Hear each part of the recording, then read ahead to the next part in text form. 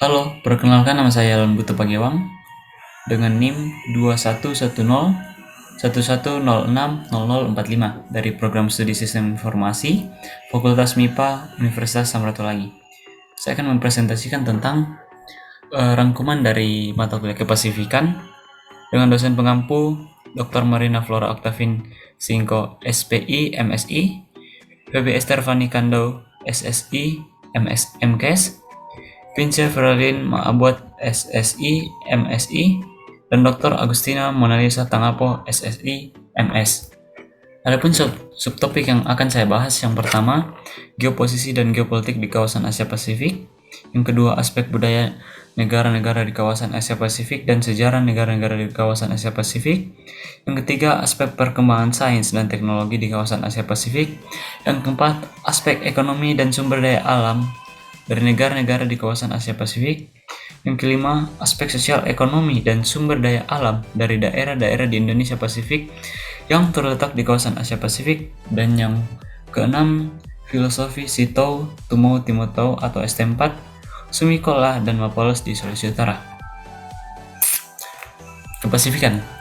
Kepasifikan adalah hal-hal atau kegiatan di mana yang dilakukan di kawasan Asia Pasifik yang mencakup beberapa aspek seperti aspek sosial, ekonomi, dan aspek-aspek lainnya. Subtopik yang pertama yaitu geoposisi dan geopolitik di kawasan Asia Pasifik. Secara umum, geopolitik adalah cara pandang dan sikap bangsa Indonesia mengenai diri, lingkungan, yang berwujud negara kepulauan berlandaskan Pancasila dan Undang-Undang Dasar 1945. Kita ketahui bersama bahwa Indonesia merupakan bagian dari jalur maritim dan jalur sutra yang menghubungkan Cina dengan India dan Arab.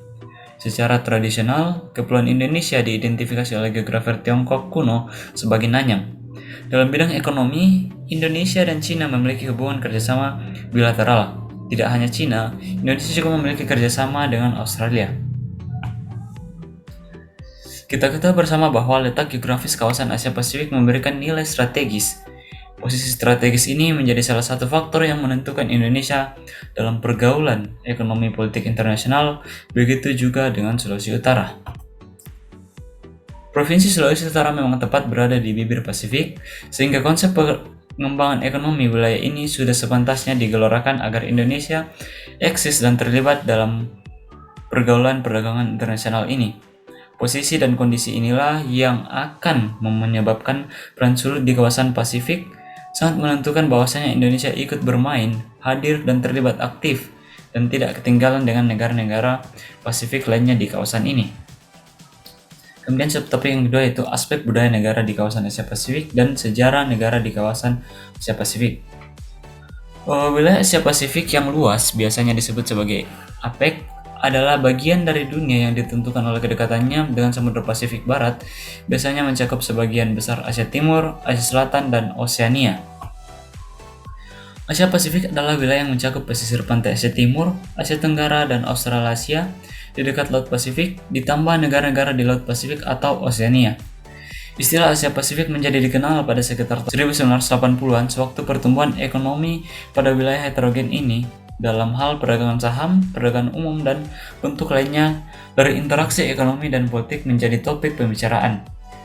Dimasukkannya negara-negara di kawasan Oseania seperti Australasia dan Selandia Baru adalah berdasarkan relasi ekonomi di antara negara-negara tersebut dan mitra dagang mereka di wilayah Asia Timur hingga ke utara. Kemudian budaya. Sejak abad ke-10, Indonesia telah bercampur baur dengan berbagai budaya di luar negeri. Letak strategis Indonesia yang berada di dua jalur pusat perdagangan internasional pada masa lampau, India dan Cina memberikan pengaruh besar kebudayaan pribumi. Di Indonesia, beberapa tradisi yang dilakukan masyarakat seperti yang ada di tempat asal saya itu mak nenek. Tradisi mak nenek merupakan cara masyarakat Toraja menghormati para leluhur. Kemudian ada juga tradisi pemakaman suku Minahasa, di mana suku Minahasa memosisikan jenazah duduk sambil mengulur kakinya, bukan dalam posisi tidur. Tradisi pemakaman seperti ini menurut kepercayaan melambangkan keadaan suci dan membawa kebaikan. Dan masih banyak lagi tradisi-tradisi yang sering dilakukan oleh masyarakat Indonesia. Kemudian aspek perkembangan sains teknologi di kawasan Asia Pasifik. Bicara soal sains, bisa juga disebut dengan pengetahuan yang tersusun secara sistematis dengan kaidah-kaidah tertentu. Sedangkan teknologi adalah penerapan ilmu pengetahuan untuk tujuan praktis. Jika dikaitkan antara sains dan teknologi, dapat disimpulkan bahwa satu kesatuan yang sulit dipisahkan dalam memenuhi kebutuhan hidup manusia. Contoh perkembangan sains dan teknologi di kawasan Asia Pasifik. Nah, di sini saya mengambil 3 negara sebagai contoh. Yang pertama, Indonesia. Perkembangan sains teknologi di Indonesia diantaranya adalah satelit, telepon seluler, televisi, komputer, dan internet, jaringan 4G, dan perkembangan teknologi transportasi. Kemudian untuk Jepang, jenis teknologi Jepang yang berefek pada dunia, yaitu kereta tercepat di dunia, Walkman, antena TV, bola lampu gastro, kamera berwarna, dan teknologi 5G. Kemudian untuk Cina, di bidang teknologi dan sains, Cina membentuk ekosistem 5G, buat mobil otonom, kapal selam Cina Penthouse, capai laut terdalam bumi, dan pembuatan drone teknologi tinggi, dan juga membangun baterai terbesar di dunia. Kemudian aspek ekonomi dan sumber daya alam dari negara-negara di kawasan Asia Pasifik. Nah, Asia Pasifik dikenal sebagai negara-negara yang kaya akan sumber daya alam serta manusia atau penduduknya yang terdiri dari berbagai suku, bangsa, agama, dan juga bahasa yang begitu berbeda-beda dalam tiap negara. Negara-negara di ASEAN memang memiliki sumber daya alam yang mirip satu sama lain karena terletak di wilayah yang berdekatan, sehingga kekayaan alam yang dimiliki juga tidak jauh berbeda. Kemudian aspek sosial ekonomi sumber daya alam dari daerah-daerah di Indonesia yang terletak di lingkaran Pasifik.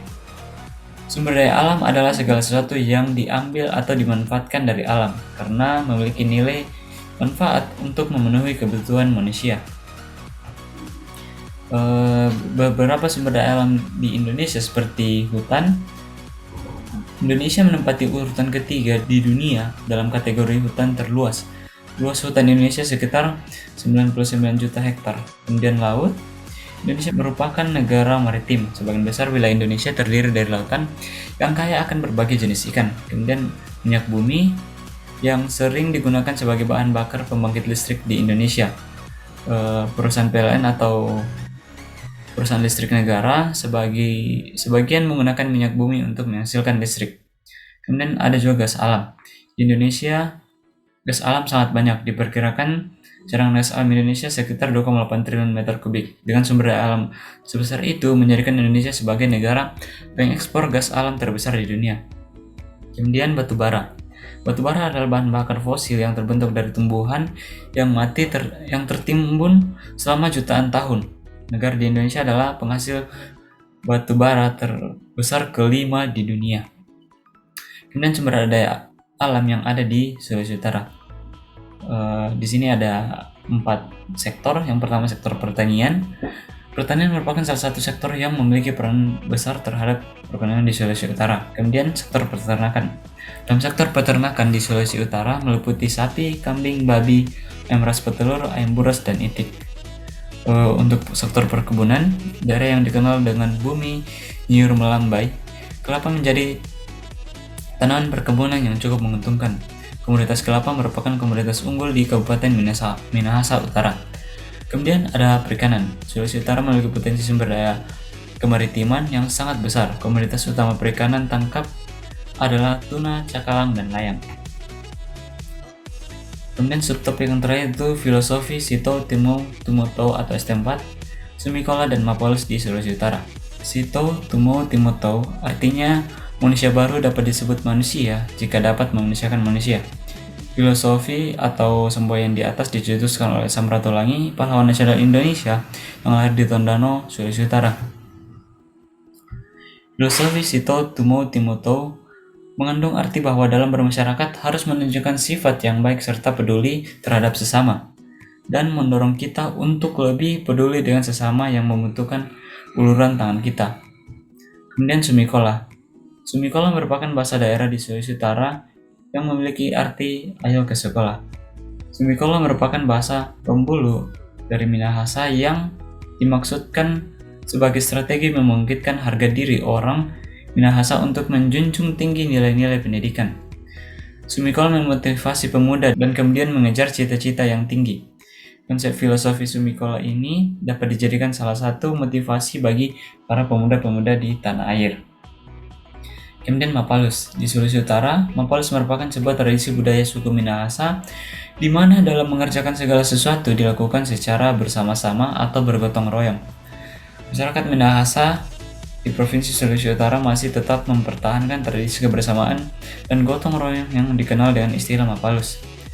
Keaslian pada Mapalus menunjukkan bahwa setiap anggota Mapalus merasa bersatu dan disatukan oleh salah satu tujuan, yaitu kesejahteraan dan kemakmuran bersama.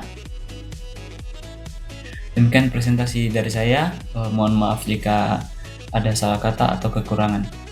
Terima kasih.